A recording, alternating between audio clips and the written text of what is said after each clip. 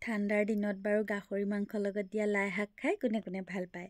মই কিন্তু বিৰাট ভাল পাওঁ। তাতে আকৌ এনেকৈ যদি দীঘলে দীঘলে দিয়া হয় ক'বই নালাগে। দেখিছেনে বাৰু এখিলা গোটা লাই পাত মুখত সুমুৱাইহে গৈছোঁ। টেষ্টৰ কথা ক'বই নালাগে, কি যে টেষ্টি। মানুহজনে ক'লে বহু দিন হ'ল গাহৰি মাংস নাই খোৱা, মাংস অলপ আনোগৈ। মই আকৌ ক'লোঁ মোকো লগত লৈ যোৱা। আকৌ মানুহজনে আকৌ তুমি যোৱা যদি বোলে বেলেগ এখন বজাৰলৈ লৈ যাওঁ, য'ত তুমি গৈ ভাল পাবা, তাত কেৱল লোকেল চব্জিহে ওলায় বুলি ক'লে। আৰু তালৈ গৈ সঁচাকৈয়ে ভাল লাগিলে। বজাৰখন দেখি ভাল লাগিলে কি হ'ব, দাম কিন্তু বহুত। এইফালে দেখিছে বিলাহীকেইটা দেখি ৰ'ব নোৱাৰিলোঁ, বৰ ধুনীয়া ধুনীয়া। এইফালে বিলাহী আমাৰ ফালে 80 টকা, আপোনালোকৰ ফালে কিমান জনাবচোন। এয়া 5টা বিলাহী তুলি দিছিলোঁ আধা কেজি লওঁ বুলি, কিন্তু 4টাহে উঠিলে। এটা আকৌ নমায়ে দিলে। 4টা বিলাহীত 40 টকা, এটা বিলাহীত 10 টকাকৈ, দেখিছেনে। ঘৰলৈ আহি এইফালে পচলা আৰু গাহৰি মাংস বনাবলৈ ল'লোঁ। মানুহজনে আকৌ লাই 2ডালমান ছিঙি আনা বোলে ময়ে বনাওঁ মাংসখিনি বুলি ক'লে। মইতো ভালেই পালোঁ, মানুহজনে যদি বনাই দিয়ে মই বিৰাট ভাল পাওঁ। আৰু এইফালে লাই এনেকৈ দীঘলে দীঘলে ধুই ল'লে। মই আকৌ এইফালে টেঙামৰা গুটি দিয়া দালি অকণ আছিলে কালিৰে, সেইখিনিকে হুপি খাই আছোঁ। এইফালে মানুহজনে বনোৱা আৰম্ভ কৰিয়েই দিলে।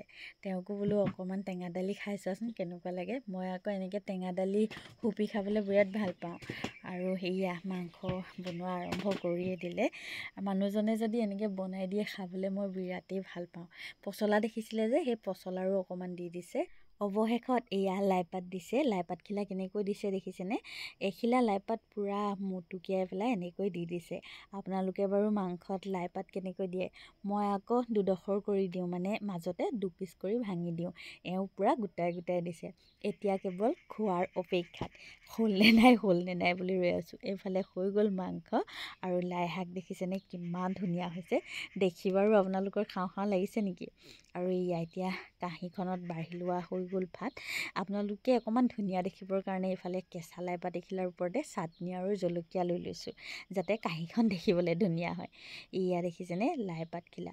মাংসত দিয়া আকৌ লাইপাতখিলা খাবলৈ বিৰাটেই টেষ্টি হয়, মানে গোটেই মাংসৰ যিখিনি তেল আছে সেইখিনি লাইপাতখিলাত লাগি যায় যে, মই বিৰাট ভাল পাওঁ। এয়া দেখিছেনে লাইপাতখিলাত দীঘলে দীঘলে সোমোৱাইছোঁ।